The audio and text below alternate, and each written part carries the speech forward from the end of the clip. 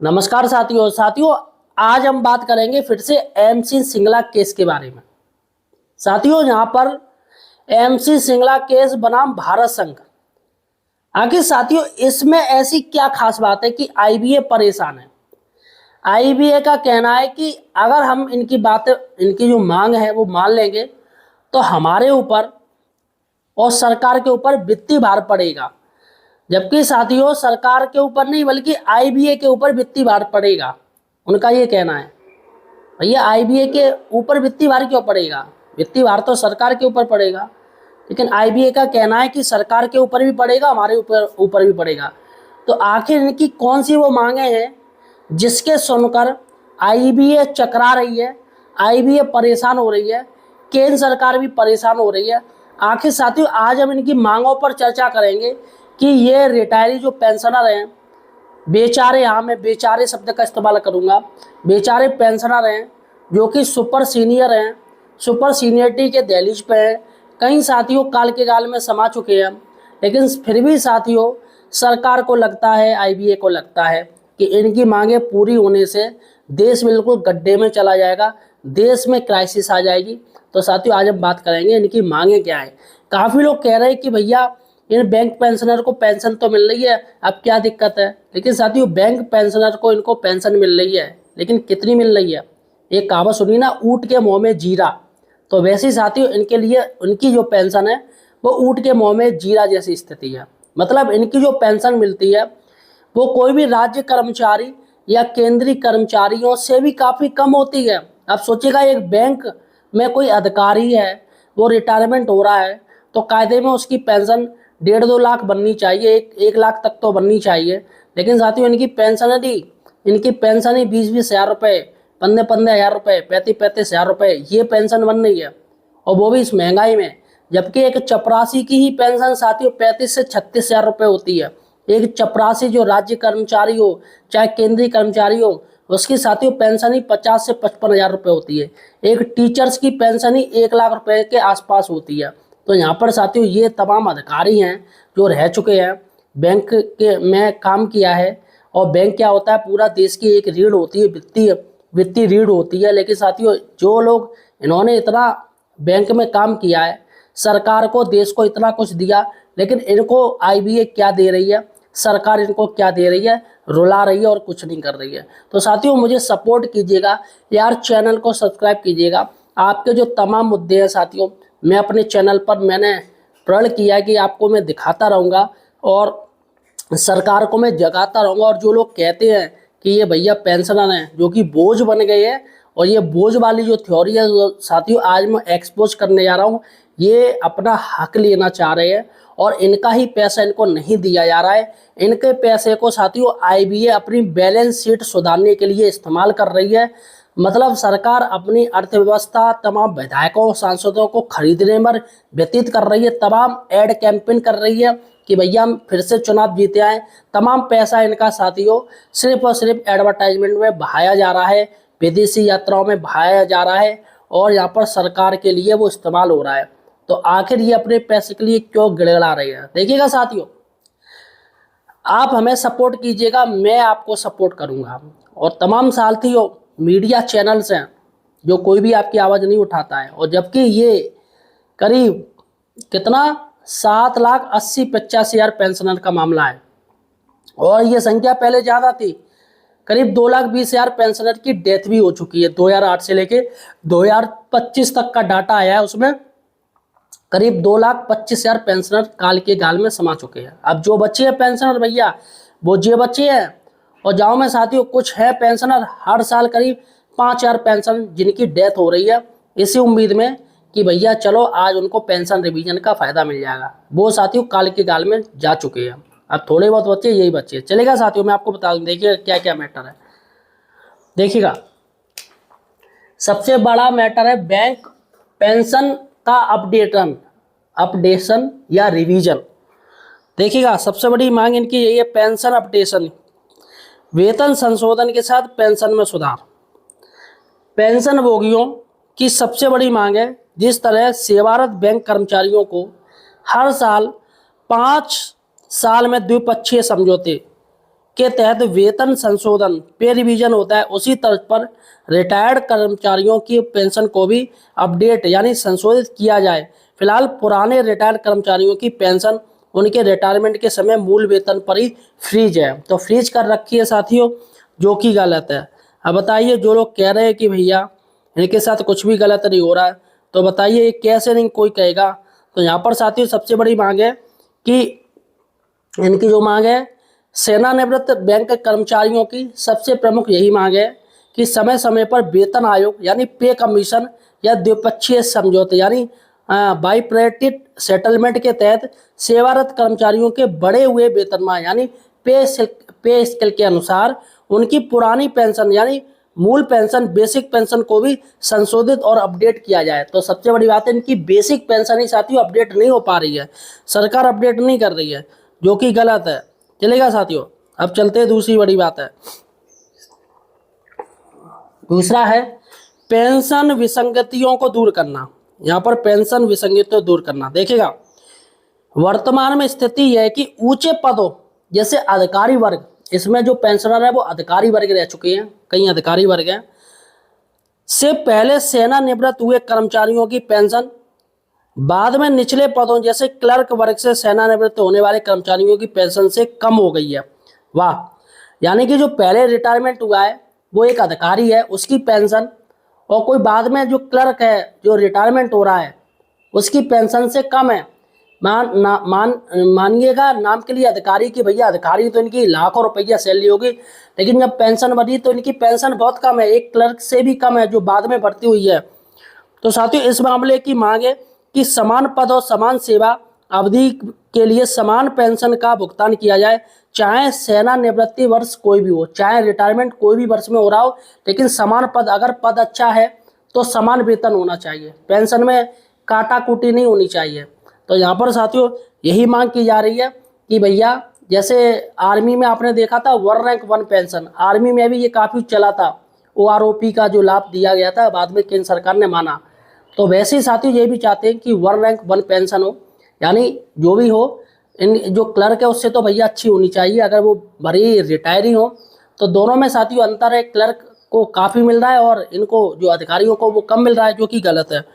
चलेगा साथियों, उसके बाद चलते हैं RBI के समान या केंद्र सरकार के तर्ज पर पेंशन हो, इनका जो फॉर्मूला हो पैरिटी विद RBI फॉर्मूला या केंद्र सरकार का फॉर्मूला हो। ये क्या कह रहे हैं, याचिकाकर्ताओं के वकीलों ने सुप्रीम कोर्ट में स्पष्ट किया है कि वे RBI यानी रिजर्व बैंक ऑफ इंडिया के पेंशन भोगियों के समान केवल पेंशन अपडेशन के फार्मूले की मांग कर रहे हैं, ना कि सीधे पेंशन राशि की समानता की। तो सीधी सी बात है, उनका कहना है भाई RBI के अधीन हम कार्य कर रहे हैं, क्योंकि बैंकों का जो नियम कानून बनाती है वो रिजर्व बैंक ऑफ इंडिया बनाती है, और कभी कभी बैंकों में गलती होती है तो reserve bank of India fine भी लगाती है और कहीं कहीं बैंक को सीज कर देती है, सारे अधिकार ले लेती है, वित्तीय अधिकार। तो उनका कहना है कि RBI के जो जितने भी कर्मचारी हैं उनको 8th पे कमीशन का लाभ मिलता है, DA/DR रिवीजन का लाभ मिलता है, तो हमें वो लाभ क्यों नहीं मिल रहा, जबकि हम भी RBI के अधीन ही कार्य कर रहे हैं। तो कायदा तो यही कहता है कि जितने भी बैंक कर्मचारी हैं वो RBI के अधीन ही कार्य कर रहे हैं। भाई मैं भी यही जानता था, मैं झूठ क्यों बोलूं, मैं और मेरे जैसे तमाम, मैं भले ही नॉलेज है मुझे, इतना मैं जानता हूँ, मीडिया से हूँ, जानता हूँ, काम भी देखता हूँ, लेकिन साथियों मुझे ये नहीं पता था कि जो बैंक पेंशनर है उनको RBI के समान पैसा नहीं मिलता है। जो कर्मचारी है, मैं तो ये जानता था कि जो RBI के कर्मचारियों को पैसा मिलता है वही सेम प्रोसीजर इनके साथ होता है, लेकिन यहाँ तो साथियों प्रोसीजर ही पूरा गलत है, इनको तो बिल्कुल कुछ दे नहीं रहे हैं। तो इनकी मांग है कि RBI के समान जो उनको दिया जा रहा है, जो फायदा उनको जितने अलाउंस दिए जा रहे हैं, सब कुछ दिया जा रहा है, वो हमें भी मिलना चाहिए। तो ऐसी मांग दोस्तों मुझे लग रहा है गलत नहीं है। उनका तर्क है कि जब RBI अपने रिटायर्ड कर्मचारियों की पेंशन अपडेट कर सकता है तो अन्य सार्वजनिक क्षेत्र के बैंकों में ऐसा क्यों नहीं किया जा रहा है, क्योंकि RBI गाइडलाइन बना रही है। तो ऐसे में साथियों RBI के तमाम जो हैं उनको साथियों ये चीज़ देखनी चाहिए कि भैया जब पेंशन अपडेट हो रहा है तो दिक्कत क्या है। तो बैंकर्स की मांग है यही कि RBI और केंद्र सरकार के कर्मचारियों के पैटर्न पर उनकी पेंशन को भी नियमित रूप से अपडेट किया जाए, नियमित रूप से अपडेट की मांग की जा रही है। तो देखा है साथियों ये कोई मांग गलत नहीं है, बल्कि सही मांग है। चलेगा, और देखते हैं। चौथी बड़ी मांग है, केवल डीए डीआर के बजाय मूल पेंशन में बदलाव किया जाए।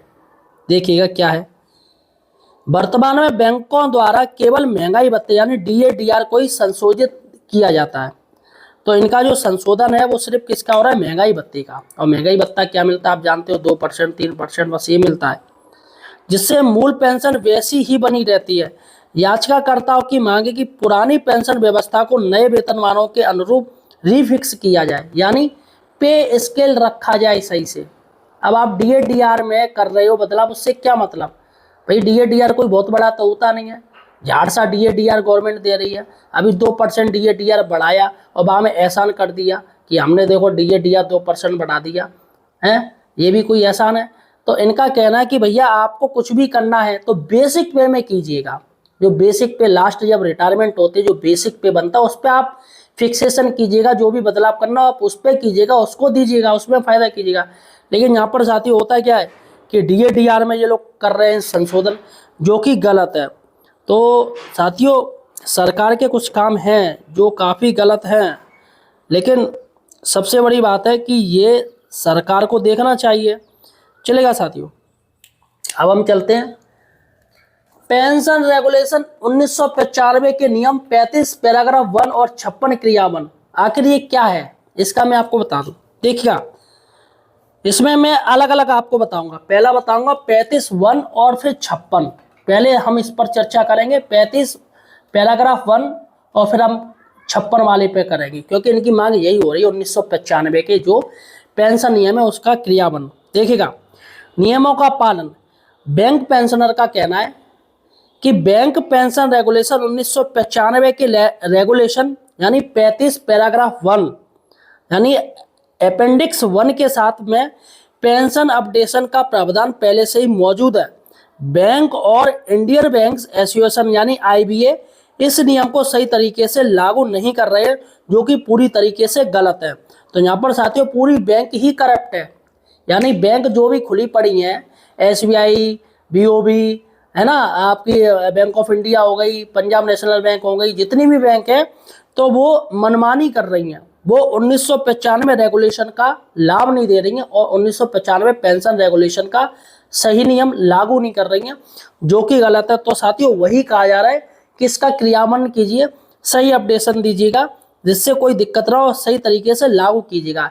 इसमें साथियों बैंक का पूरा फॉल्ट है और सबसे ज़्यादा फॉल्ट रखा गया है आईबीए का, क्योंकि आईबीए बैंकों की संस्था है, उसमें अध्यक्ष होते हैं, उपाध्यक्ष होते हैं, पूरी एक कमेटी होती है। तो साथियों अगर वो लोग आदेश देंगे, आईबी आदेश देगी, तो निश्चित ही बैंकों को ये बात माननी पड़ेगी, क्योंकि एकता है, सारी बैंक इकट्ठी हैं तो एक ताकत होती है। फिलहाल साथियों आईबी अपना बस पतलू फिट करने में लगी है, अपना फायदा देखने लगी है और कुछ भी नहीं। और सबसे बड़ी बात है कि आईबीए में जो सदस्य मेंबर हैं, अध्यक्ष हैं, ये सारे के सारे रिटायरी पेंशन है, ये पेंशनर ही हैं साथियों, कोई नए नहीं है, बल्कि इनमें से ही चुने जाते हैं। और यही अपने साथियों के साथ अत्याचार कर रहे हैं, उनका साथ नहीं दे रहे। कितनी गलत बात है। चलेगा साथियों, अब हम ये वाला देखते हैं। ये मैंने आपको बता दिया। अब चलते 56 वाला क्या है। पेंशन रेगुलेशन 56 के तहत केंद्रीय नियमों का संदर्भ। देखिएगा क्या है, सेंट्रल सिविल सर्विस रूल्स का हवाला। मांग है कि यदि बैंक पेंशन योजना की व्याख्या में कोई भ्रम या विवाद है तो रेगुलेशन 56 के तहत केंद्र सरकार के पेंशन नियमों यानी central civil service pension rules 1972 को आधार मानकर मामले को सुलझाया जाना चाहिए, जिसके तहत समय समय पर पेंशन अपडेशन स्वतः लागू होता है। यानी आपको कुछ करना नहीं है, कुछ भी अगर गलती हुई है तो नेक्स्ट जो पे कमीशन आएगा तो उसमें आपका सारा का सारा सुलझा दिया जाएगा। लेकिन साथियों यहाँ इनका सुलझाया नहीं, इनका तो उलझा हुआ चल रहा है।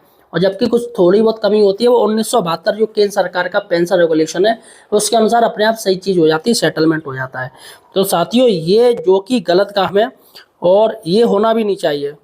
तो यहाँ पर सीधी सी बात है कि याचिकाकर्ता का तर्क है कि बैंक कर्मचारी पेंशन रेगुलेशन 1995 के तहत पेंशन अपडेशन का प्रावधान पहले से मौजूद है। नियम 56 के तहत यह मांग की गई कि यदि बैंक नियमों में कोई संदेह हो तो केंद्र सरकार की सिविल सेवा पेंशन नियमों का संदर्भ लेकर सेनापति लोगों को न्याय दिया जाए। तो भैया आपको लग रहा है कि भैया 1995 में कुछ दिक्कत हो रही है बैंक की तरफ से जो पेंशन नियम बने उनमें कुछ आपको दिक्कत हो रही, तो कोई नहीं, आप केंद्र सरकार का ले लीजिए, क्योंकि बैंक की देखी जाए तो केंद्र सरकार के अधीन ही कार्य होता है। आरबीआई है जो केंद्र सरकार के अधीन कार्य करती है। तो 1972 वाला रूल्स ले लीजिए, जिससे कि अपडेशन अपने आप जो भी है वो कमियां दूर हो जाएंगी। चलेगा साथियों, अब हम चलते हैं फिर से। पांचवी बात क्या है? पांचवी बात है साथियों, भेदभाव की समाप्ति। समान पद समान पेंशन की मांग हो रही है। यहाँ पर मैं 8वां पॉइंट लेके चल रहा हूं, मैं ये पॉइंट लिख नहीं पाया हूं। भेदभाव की समाप्ति।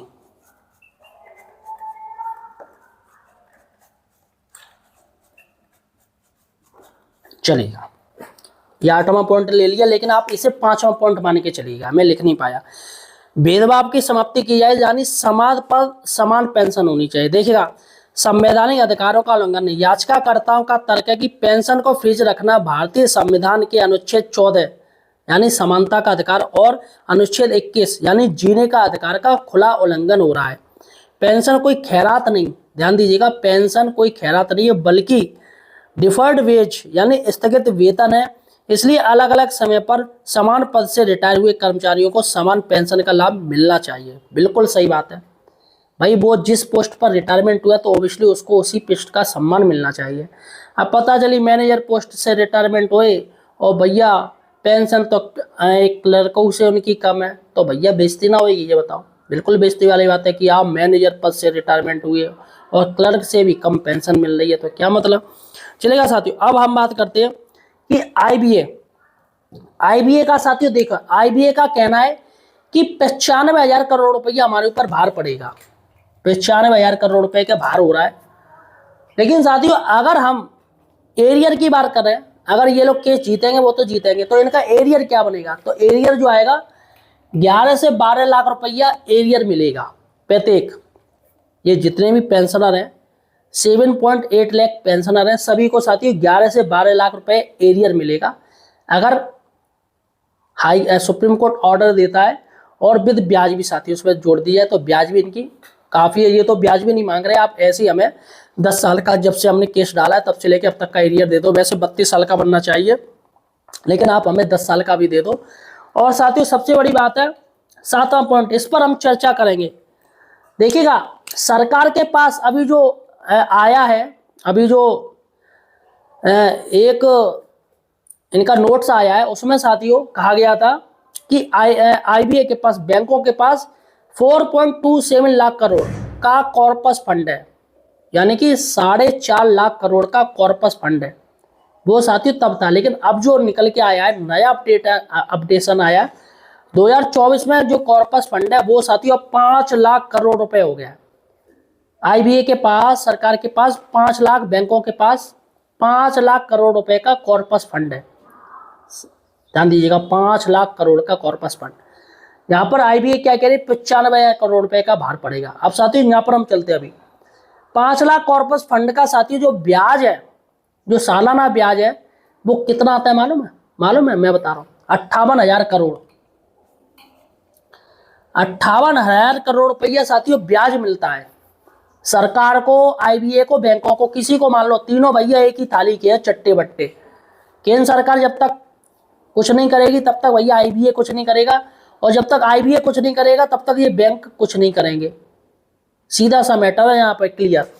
तो यहाँ पर 58,000 करोड़ रुपए का ब्याज आ रहा है इस कॉर्पस फंड से, जिस पर साथियों खर्चा जो आ रहा है इन पेंशनरों का, मैं आपको बता दूं, इन पेंशनरों को अगर इनकी सारी मांगे मान ली जाए तो इनका जो खर्चा बैंकों के ऊपर पड़ेगा, आईबीए के ऊपर पड़ेगा, केंद्र सरकार के ऊपर पड़ेगा, वो सिर्फ 5,780 करोड़ रुपए, सिर्फ साथियों 5,780 करोड़ रुपए पड़ेगा, जबकि 58,000 करोड़ रुपए का ब्याज ही ये लोग पा रहे हैं। इस पैसे से 5 लाख कॉर्पस फंड से ब्याज इतना है, और 5,780 करोड़ रुपए इनको भार पड़ेगा सिर्फ साल का, जिस पर साथियों इनकी फटी पड़ी है कि भैया ना ना ना ना, वित्तीय भार पड़ेगा, वित्तीय भार पड़ेगा। सबसे बड़ी बात है कि सुप्रीम कोर्ट है सारे मामले देख लेती हैं। सुप्रीम कोर्ट अडानी का मामला देख लिया है ना, सारा का देख लिया, सभी का देख लिया, छोटे मोटे आगे मोटे सारे मामले देख लेती है सुप्रीम कोर्ट। रात में कोर्ट खुल जाती है, कोई भी छोटा मोटा सरकार जब चाहे कोर्ट खोल देती है किसी भी चीज़ को लेके। लेकिन साथियों इन बैंक पेंशनर की क्या गलती है?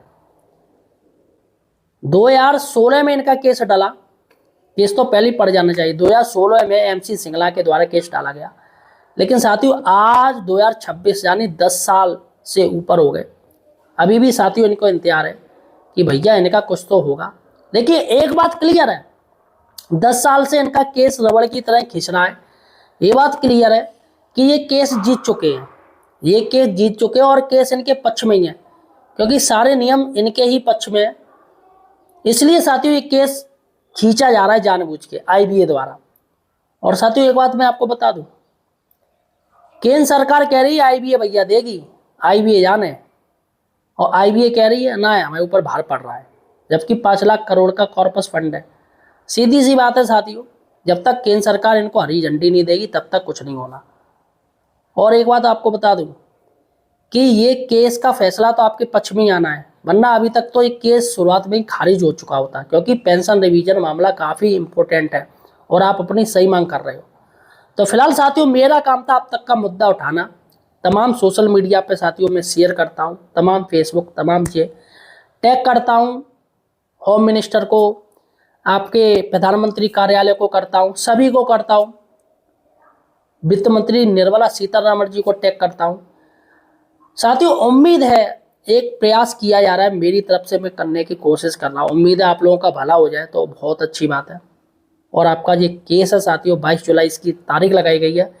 उम्मीद है साथियों 22 जुलाई को फाइनल हियरिंग हो जाए, वरना कहीं ऐसा ना हो कि फिर से एक तारीख दे दी जाए और फिर से 4-5 पेंशनर की उस समय अकाल डेथ हो जाए, उनकी मृत्यु हो जाए।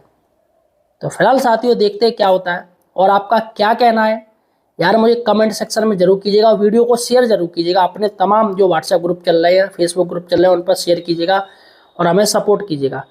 धन्यवाद साथियों।